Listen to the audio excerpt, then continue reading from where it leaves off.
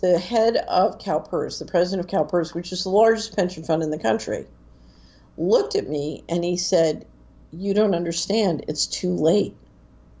I said, "Too late? What do you mean it's too late?" He said, "They have given up on the country. They're moving all the money out starting in the fall." As a responsible person with growing concerns for your privacy and personal liberty, you want to know where we're headed and what you can do about it.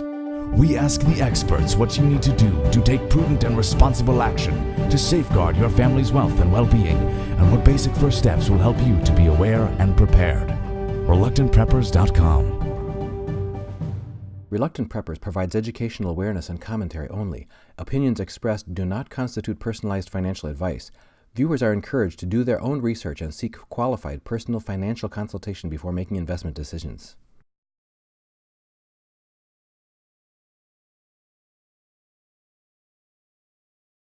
Welcome back, Reluctant Preppers. We have had a long time reaching out to finally make connection with this prestigious guest.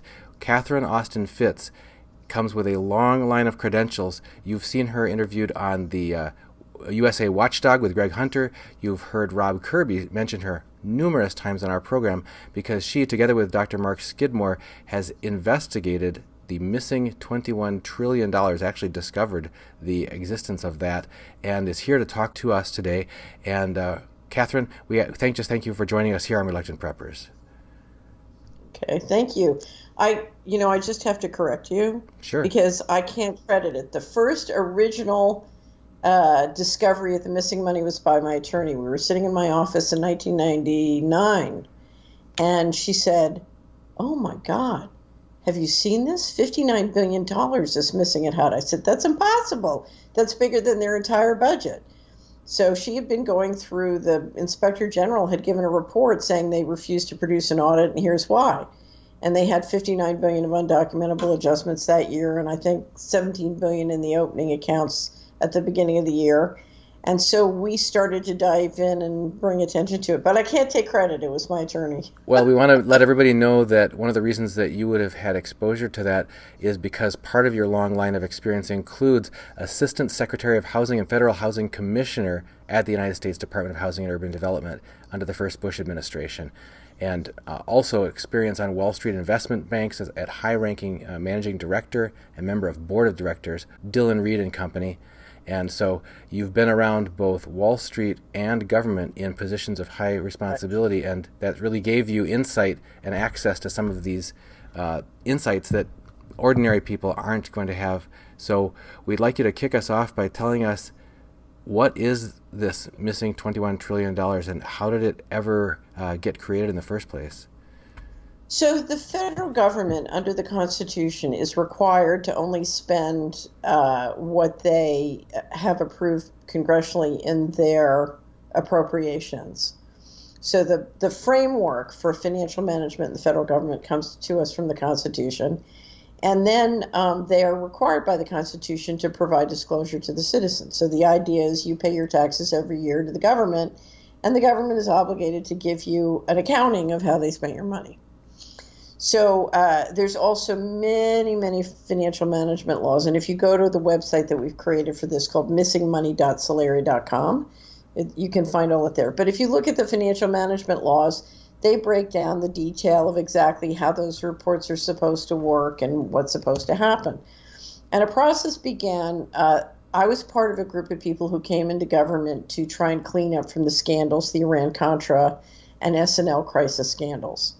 And the idea was put into place a series of financial management reforms so this can never happen again. And we did an incredible job. Many people went to work, and we instituted a whole series of new laws and financial management policies that required government agencies to produce audited financial statements and a certain standard of disclosure. And you can read all about it in the different articles at missingmoney.solari.com. Anyway, what happened was a process began where the American government started to announce every year, we're not going to produce audited financial statements. And occasionally they would admit that one of the reasons they couldn't produce audited financial statements was because they had undocumentable adjustments. So let's say you're checking remember the old checkbook balance Yeah, we do it every registers? month still. Right. If your register said you had $1,000 in your bank account, and the bank sent you a note and said, oh, by the way, you have $5 in your bank account, and you said, okay, well, I'll just write in undocumentable adjustment, $995 negative. Now, you wouldn't do that. You'd call the bank and say, I have 1,000. Let's figure this out. Right. Let's figure out where the money went and get it back. Okay, so a process began in 1996 where the federal government started to occasionally disclose undocumentable adjustments. Well, if you go to one of the documents I've put up at our annual wrap-up call, the URL is hudmissingmoney.celeria.com. So there's missingmoney.celeria.com, hudmissingmoney.celeria.com. I've made public sort of the history of my dealing with this issue called Missing Money Personal History 1989 to 2019. Anyway, so as of 2016, I had found 12.5 trillion of undocumentable adjustments at DOD and HUD, which appear to be the agencies with the greatest amount that we know of.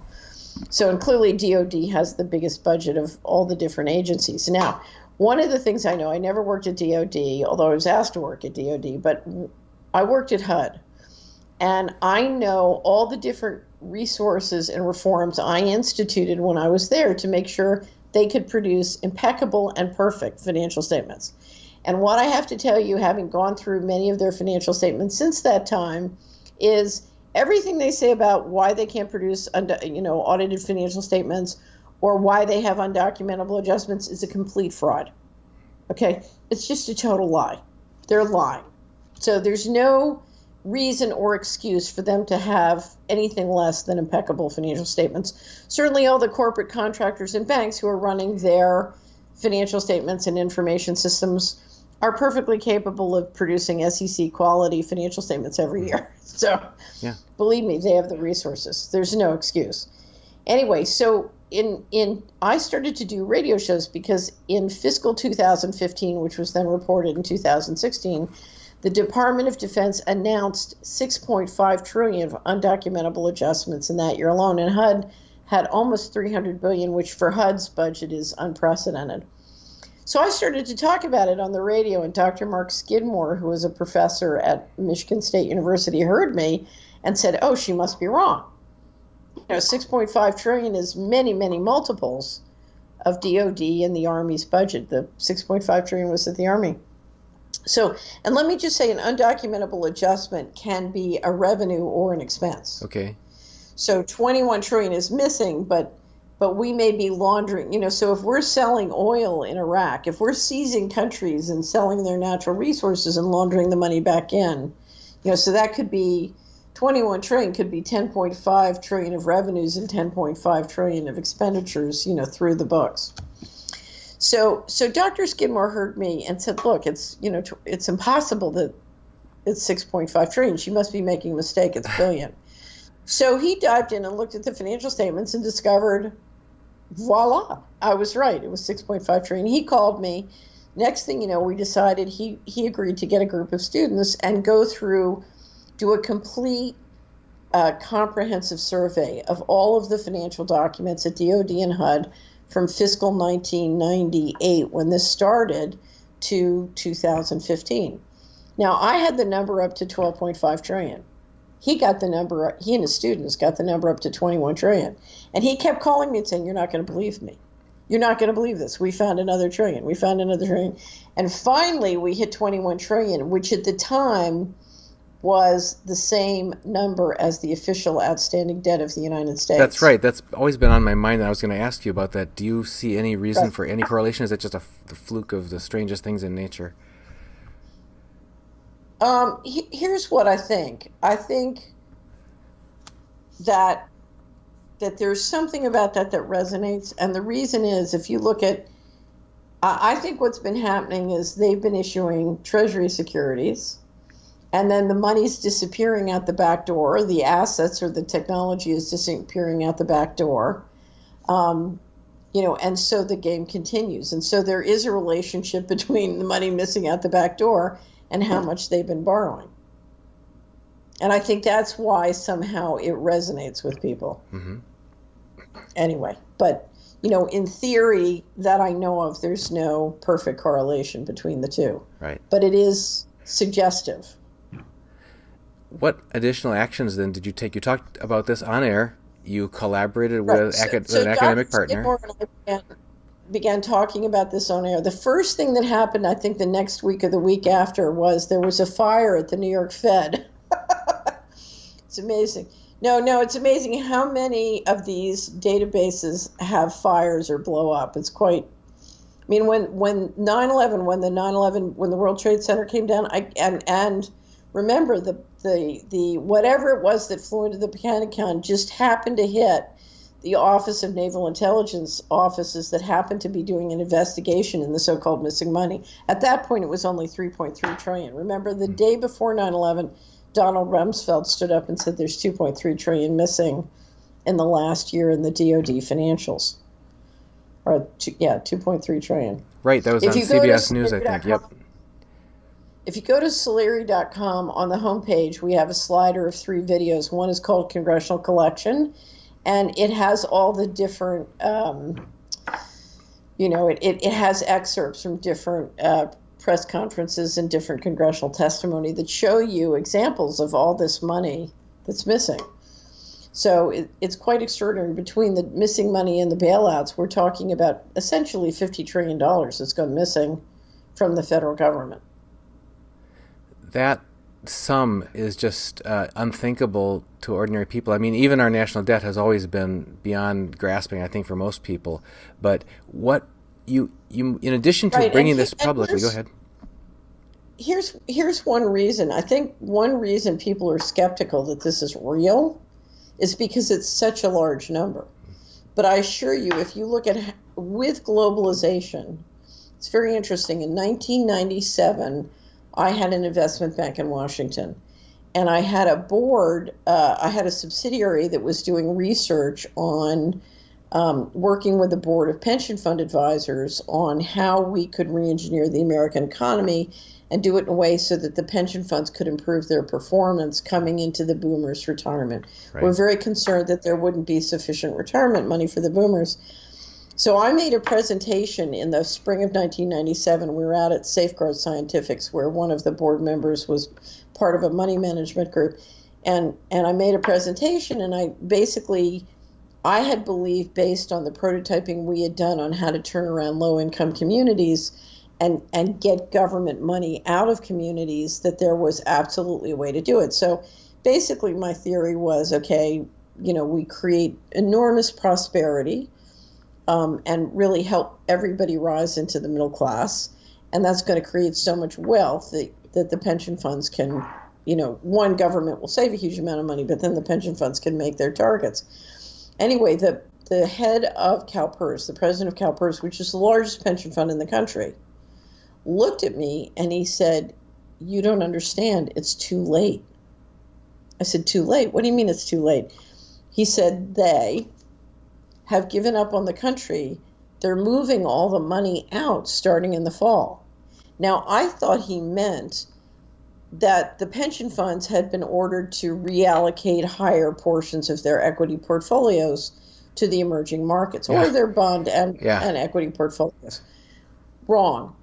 The beginning of the next fiscal year was October 1, 1997. That's the beginning of the federal fiscal 1998 year. Okay. That's when money suddenly started flying out. I mean, literally started flying out of the government agencies. And what was interesting, I was in Washington during that time. Money was pouring into these money managers. So Carlyle, which was a relatively new firm, the money was just, they were raising a China fund, and all of a sudden, boom, they had $1 billion. And you're like, where did this money come from? Well, I think, frankly, it got pulled out of the U.S. government. So when the president of CalPERS said they're moving all the money out starting in the fall, I think he literally meant they're moving all the money. And so assets were being shifted out of the U.S. government. So look at it from a very high level. Let's just pretend, my nickname for the committee that runs the world is Mr. Global. So let's just say you're Mr. Global. you're looking at the boomer retirements on Social Security and pension funds. Yeah. And right now, you're depending on the boomers to put money into those vehicles, and you're using that money to finance your operation. Okay? So you can't afford to give that money back because you need fresh money every year. So if they retire and ask for the money back, you've got a $2 problem. Right now, they're putting $1 in. So on Social Security, we've been buying Treasury securities, and that puts $1 into the government. The minute we say, okay, we're retiring, we need the money back, now I've got a $2 problem because I've got to come up with $1, and I'm not getting that fresh dollar. You lost the revenue, yeah. Right. So it doesn't take a no-brainer to say, well, wait a minute. You know, if I get all the money out of the U.S. government, if I shift all the money out of the pension funds and I fill them up with treasuries, then when they're ready to retire, they'll have IOUs from themselves, and then they can work it out themselves. And I'll have the assets free and clear. It's a financial coup d'etat. So we've always worried about the plundering of the Social Security Trust Fund that happened. We were told it was just through general expenses and so on, or balancing the budget during the Clinton years or whatever. But you're saying that that money has all been moved out and is not there anymore. Well, so here's how it works. I put $1 into Social Security, right? The dollar goes into the Social Security fund and buys a Treasury security. So now the dollar goes into the government. The government disappears, the dollar disappears out the back door into a private company or bank. Now the government has an undocumentable adjustment on its financial statements. And what do I get back? I get an IOU. I get a Treasury security, which says I, as a taxpayer, have to make good on it. My house, my land, my real estate, my business is collateral, and I now owe myself that dollar. So I took $1 of cash and translated it into an IOU for myself. Following this theory, then, one way of describing the missing $21 trillion is to say that that's what's been theft from the American people? Well, that's the question. In other words, if the federal government has refused for more than 25 years to comply with any of the laws, and we need to talk about FASB 56 because they've now changed the law to say they don't have to provide financial disclosure, right? Despite the fact that's unconstitutional. You know, you tell me. I can't prove that it's all gone because I have no financials. You know, for 25 plus years, I haven't gotten reliable financial statements, so I can't tell you what's true. I know that their documents refuse to produce audited financial statements. I know that their documents say that there's 21 trillion of undocumentable adjustments. And I know they've now changed the law so they can keep their books secret. What that would say to me is there's a problem. What official inquiries or requests for explanation or whatever have you made to the government, and what official replies have you gotten back? So if you go to missingmoney.solera.com and click on DoD HUD in the navigation bar, you will see Dr. Skidmore's report and all the updates. And on the home page and the other things, you'll also see a listing of the different interviews with Dr. Skidmore. And in it, he describes all of his efforts. Now, many years ago, I worked with a lot of reporters and made tremendous number of efforts to communicate with the government. I've long since given up. He hadn't given up, so he kept trying. Okay. But anyway, but he describes in his various updates. Now, one of the things I wanted to show you, maybe you can see this through the screen. I finally decided that we had to take all of the information, because we've had so much trouble with hacking and cybersecurity. Yeah. Take all of the information that documented the missing money, whether it was, I wrote a very big report for institutional investors last this February called Caveat Emptor. And then I hired 2 attorneys to write 7 briefing papers. If you're an institutional investor but you don't understand the law, it's difficult. So 7 briefing papers to explain the constitutional and legislative and other regulatory aspects of what financial management is supposed to be. Okay. And the Skidmore's report, a whole lot of the documentation. And I decided I've got to get this in hard copy and send it all over the world, because it's the internet is just not reliable. There's too much disappearing. There's too much hacking. I want to make sure this is out forever. Anyway, but we put a cover on it because I'm a great believer that you've got to explain something in one page, right? So let me see if I can walk you through it. So it's called The Real Game of Missing Money. The U.S. government says the money they spend should be secret. What's that about? This is no game, it's real. Okay, so we start here. We work hard, pay our taxes, obey the law, save for retirement and our kids. See, we put our money in the piggy bank. So we put our money in pension funds, and we put our money in IRAs, 401ks, credit unions, and our insurance policies. We put it into Social Security. We donate to our church, our school, our town. We pay our taxes. And then the money is used to buy U.S. Treasury securities. So far, so good. And then that money goes through a secret set of books, all secret. And the banks and defense contractors are running and managing it. And their securities and stocks go up. Some of it funds what I would call fake news. Okay. So I'm talking with you. You're not fake news. You're real news. But we have a ton of fake news. We get bailouts and buyouts, 50 trillion on bailouts, buyouts, and missing money. We have global surveillance. So we have a one-way mirror where we're funding surveillance systems to watch all of us.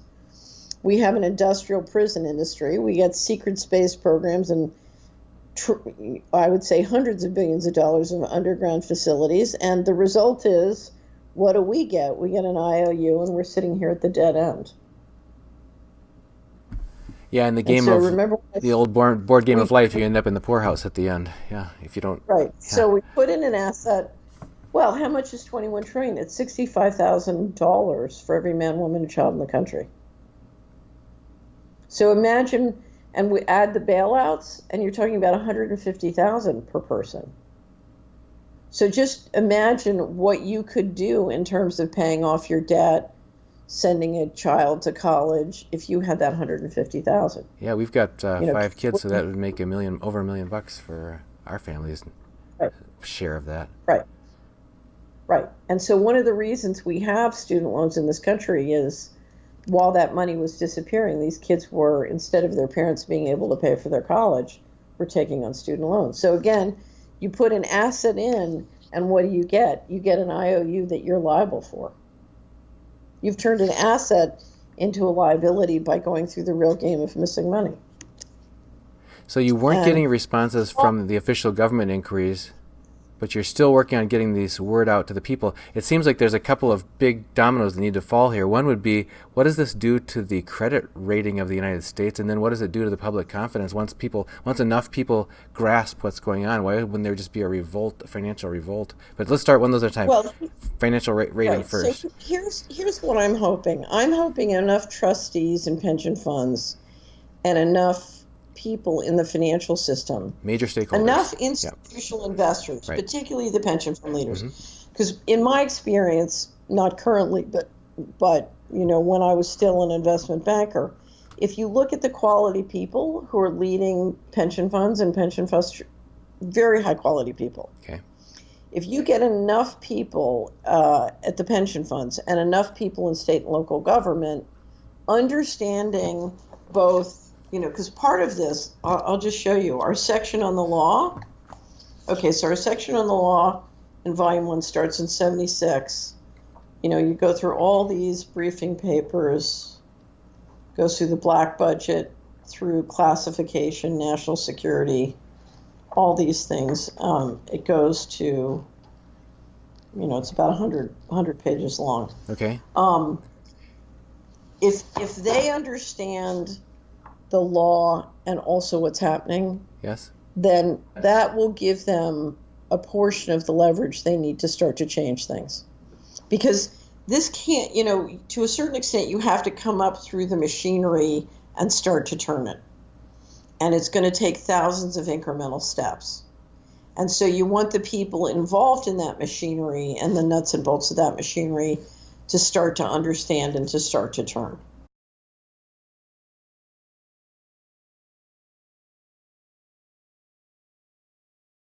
And the first thing that has to happen is in October. Remember when everybody was keenly interested in Mr. Kavanaugh's teenage sex life. Yeah, unfortunately. And so you would have thought that there was a very poor relationship between the administration and the Congress and between the Republicans and Democrats during that period, right? That would be the cover story.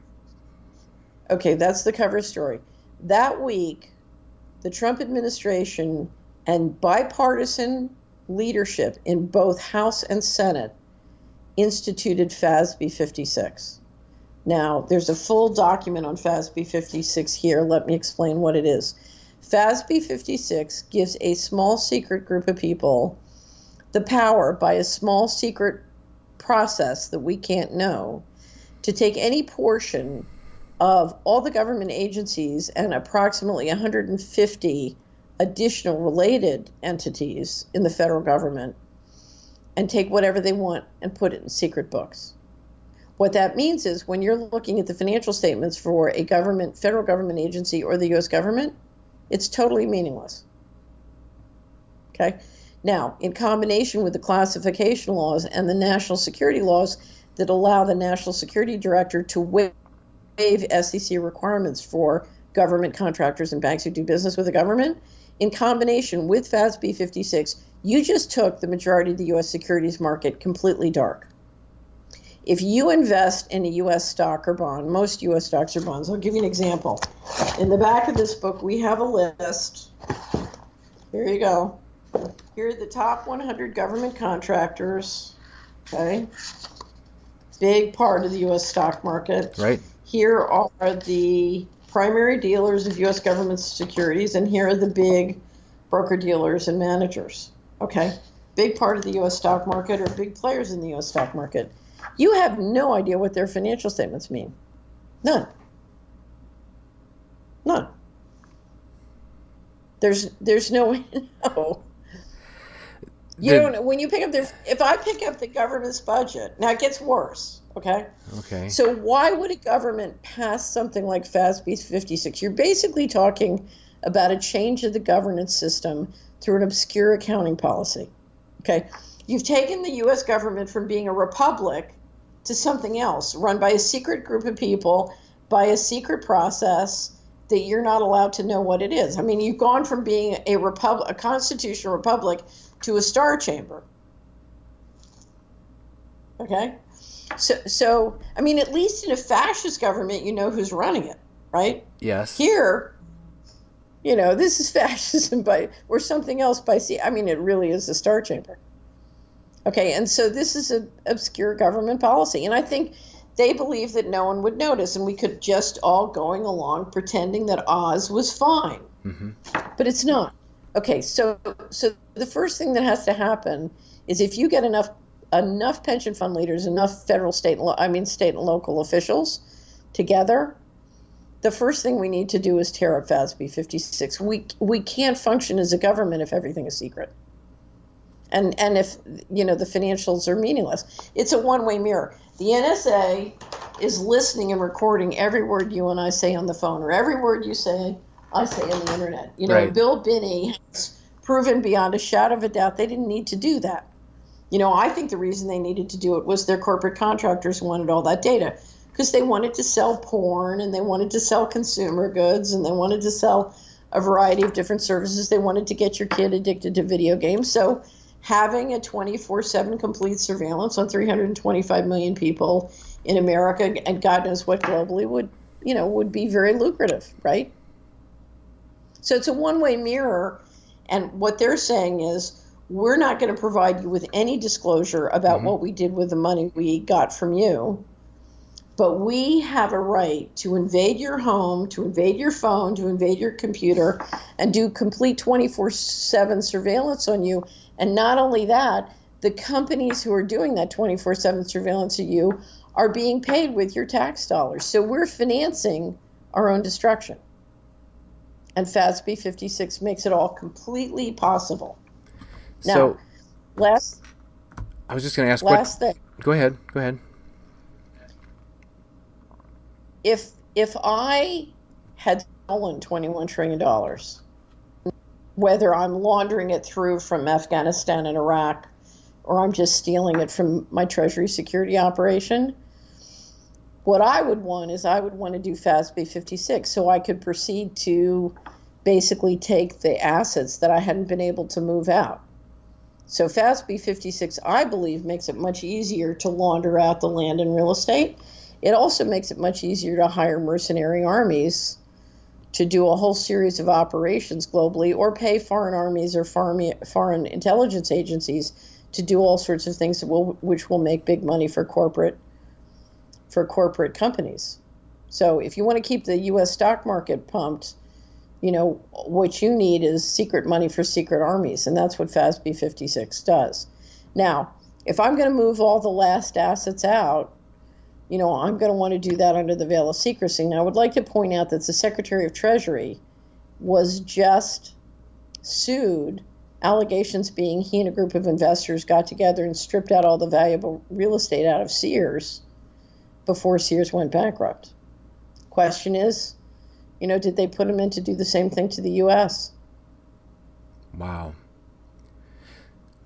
What options are open to people? Okay, you've already given us some really good resources if people want to just learn more. They can go to Solari Report. We'll include the links that you've given us in the description of this video. That's for learning. But if people want to take action to opt out of the system, and we paid in for a lifetime into Social Security. That money's gone. Here's the most important action you need to take. So, to be blunt, I would go to missingmoney.solari.com and hudmissingmoney.solari.com. There's a ton of public information. Start learning. Right. Okay. The first thing you need to understand, one, this is real. Two, you're not going to be able to avoid it. This will have a major impact on your life. And three, we have the power to do something. Now, the first thing we do is every person listening to this pays a huge amount of money in taxes. That's right. Locally, state, federal. We pay a huge number of people in government to run this properly and fix it. And I will tell you they can. They can when the population will look at it, bring transparency to it, and demand action. There are a ton of people sitting in government who would love to fix this. Mm-hmm. They're scared to death. They can't. Okay? And one of the reasons they can't is they're not in control. They know that it's private banks and private corporations that now control the information systems and basically the transactional systems in their agencies. If we will support them in making a change, they can make a change. But the first thing we have to do is we have to look at it. So step number one, look at it. Second of all, if you have bankers, if you have an insurance agent, if you have pension fund trustees, you need to start asking questions. Why are you buying Treasury securities when this is going on? How can you permit this to happen? So let me just explain one thing about the rating agencies. One of the rating agencies tried to start to hold the government accountable and downgraded their rating. That's right. You know what happened? You know what happened to them? Within 18 days, the CEO was fired, out, and then the Department of Justice brought a lawsuit against them. It's all described in this report that we did on Caveat Emptor. A lawsuit was brought against them that almost destroyed their holding company, almost destroyed them. I think they had to finally pay over $1 billion just to get it settled. So the reality is there's no rating agency. There's no business that can do anything. It's going to have to be the citizens that do it. But again, so I would start asking questions of anybody who you're involved in, any financial professional who's managing your money, your bank deposits, your insurance. Then I would start asking your state and local government officials, because if you look at the income in any county in America, 50% or more of the income directly or indirectly comes from the federal budget. Right. So this deeply involves federal and state officials. So I would do that. The other thing I would do is something, because I know from your title, Reluctant Prepper, that you understand. At a minimum, what this means is we are going to continue to deal with very significant currency debasement. If you look at the cost of goods of the basic household goods in America over the last 5 years, the average increase annually is 8 to 14%, depending on where you live. Right. What's that coming from? A lot of that is coming from currency debasement. What I'm going to tell you is if you look at the condition of the federal government finances and the sort of spiral in the debt up, if anything, that could get worse. The chances of that getting worse, even much worse, are higher than the chances of it going down. Absolutely. So if you've been in an area where, for example, you're dealing with a 10% increase in your average cost of goods, anticipate that that's going to continue and it could go higher. So what do you need to do? You need to do everything you can to lower your expenses. So this is back to do it yourself. How can you build resiliency? The number one thing is food. So if you're in the United States, right now we're in the middle of Farmageddon. The planting in the heartlands is 50% of what it was this time last year. So we're facing, whether it's currency debasement or, the leadership's desire to sort of corporate control the land, we're looking at real issues in not only the price of food, but the price and availability of high quality food. So the first thing I would say is shelter, food, energy. How can you do more for yourself? And how can you build resiliency so if we do get cost of good living increases, you're okay? That would be, to me, the single most important thing you need to do. Well, Catherine, we've just scratched. You've opened up a lot of very, very grave topics here, and ones that need a lot of scrutiny by people who really want to be aware and prepared. That's our tagline: is helping you be aware and prepared. And my gosh, you've really opened up some important topics for us. I know there's going to be a lot of lively questions and answers afterwards. I'm imagining that there's going to need to be some follow-ups, and we'll have to get you back on after we've had a chance to peruse some more of the information on your website. Okay, so here's what I want your listeners to do. Any listener who is told by a pension fund trustee or told by anyone dealing with government retirement funds that their pension is not fully funded, what I want them to say is, where's the 21 trillion? And usually the answer you get at first is people say, oh, that's just a conspiracy theory or something. And then secondly, if it can't be denied any longer, they say, well, after all, that's secret because of national security reasons. What do you do with these standard brush-offs? So first of all, the 21 trillion is from official government documents. Right. Okay. So that's not a conspiracy theory. It might be. It is a conspiracy, but it's not a theory. Okay. It's documented by government documents. I can't speak for DOD, but I can speak for HUD. So I'd have to look at the number. Let's say there's $700 billion missing from HUD. What I can tell you is the former assistant secretary who went to great lengths to make sure that there were impeccable financial statements. Every one of those dollars is fraud. Is it 700 billion missing? Is it 1.5 trillion missing? Is it 500 billion missing? I don't know. But it's impossible that HUD, as of 1996, could not produce perfect audited financial statements. And if they don't produce perfect audited financial statements, there's one reason and one reason only. Somebody is stealing, and they are stealing hundreds of billions of dollars. And I can prove that because in the financial crisis, we gave the banks, depending on who you listen to, $24 to $29 trillion, when $8 trillion would have paid off all the residential single-family mortgages in the country. So anybody who says this isn't real hasn't been counting. Okay, so you get past the it's real, and now you get told, sorry, it's a national defense secret. That's your FASB 56 quandary, right? It's saying it's all because of security reasons, therefore it has to be secret. Okay, so go to pension.solari.com and you can read the state of our pension funds where I go through all of this. But if we can give $29 trillion to the banks when we have no legal obligation to, and it only makes them richer, why can't we give $5 trillion to plug the hole in pension funds? Why can't we give $1 trillion to pay off the student loan debt? So modern money theory, some of those new advocates are saying, well, yeah, we should do exactly that. We should just have money for free to wherever we need to fill in all these holes. Isn't that also a road to ruin? Yes, that is a road to ruin. Because if you have, my pastor used to say, if we can face it, God can fix it. Okay? If a society cannot face the reality of what it's doing, it's got a very big problem. So for money and investment to work, there has to be sunshine. We're like a symphony orchestra that's playing in the dark, and throwing more money at the symphony will not help the symphony play well as long as it's playing in the dark. I can double a symphony's salary, and if it has to play in the dark, it's not going to play well, right? Yeah, the lack of transparency from ordinary people's life earnings and what they've paid into Social Security for one, taxes for another, all that you mentioned in these pension plans, this is really going to hit people, and we are deserving of transparency and clarity of what that's all about. It sounds like... And it's not, here's the thing, it's not just money. The most valuable thing you have is your time.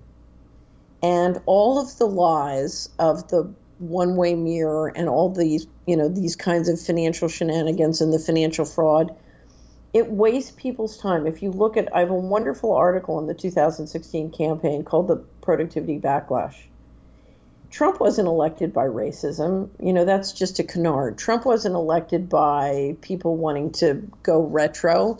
Trump was elected because there were people like me who have small businesses or small practices. They need to be productive. And they can't be productive if 50% of their profits is going out to fund transgender bathrooms. Mm-hmm. We don't, it's called, I don't know if you've ever read any of Patrick Wood's books about technocracy. But there's only so many rules a society can afford before you shut down all the small businesses. I operate in a world where the federal government, through the central bank and the Treasury, are engineering a 0% cost of capital to the big banks and a 30% cost of capital to me. Right. Right. So why should a student pay an interest rate on the student loan, which is significantly above the funding rate and significantly above the GNP growth rate? Mm-hmm. You're talking about a depopulation strategy through the financial mechanism. And those numbers are engineered for liquidation or control. They reflect nothing to do with fundamental economics or markets.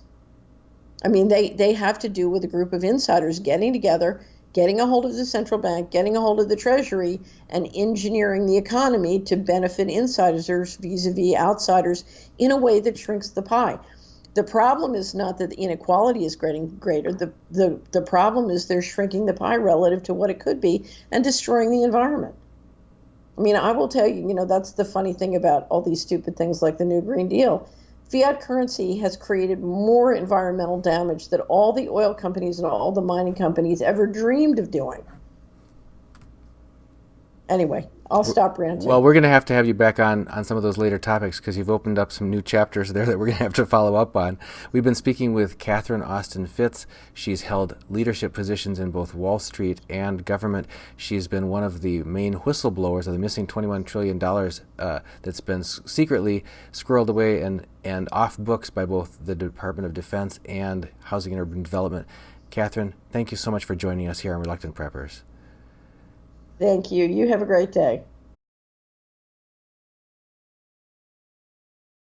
Hey, Reluctant Preppers, we look forward to meeting you in person at the Red Pill Expo hosted by G. Edward Griffin, June 7th through 9th in Hartford, Connecticut. If you register using the keyword Preppers, you get $30 off registration. See you there. Hey, Reluctant Preppers, if you haven't heard, we've already started our monthly 1-ounce U.S. Silver Eagle thank you gift to one active Patreon subscriber each month, signed by your host, Dunnigan Kaiser. And you don't want to miss out on that. Please help us grow by subscribing today at patreon.com/reluctantpreppers.